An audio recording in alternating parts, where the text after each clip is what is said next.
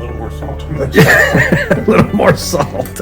So, I have some red beets left over from the last time I made borscht. Today's going to be a beet salad. It's simple, nutritious, delicious, and easier than you think. Let's get to it. Add anything you want. A mix of soft and crunchy ingredients is best. But first, a short crash course on how to prepare the beets. Wash, then trim the tops. Then wrap in foil with a little water and oil and bake at 400 Fahrenheit for about an hour and a half. Remove from the oven, place under cold running water, and remove the skin with your thumbs and/or spoon. Then chop into small cubes.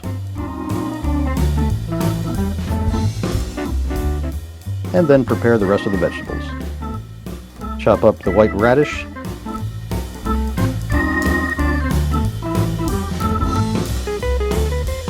cube the avocado,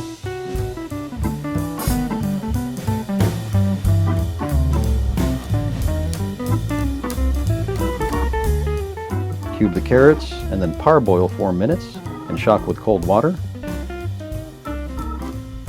Dice the red onion, lightly crush the walnuts, and cube the goat cheese as best you can. It may be a little sticky. Chop up the dill, roast the garlic 40 minutes at 300 Fahrenheit, squeezing each clove out of the shell. Then simply dump all the ingredients into a bowl, squeeze a whole lemon and grated purple carrot if you have it.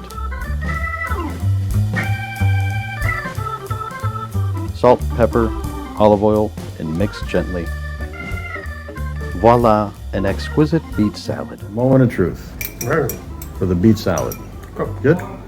Yeah, it's the second bite in like 1 second. Does it lack anything? A little more salt. A little more salt. Here's more salt.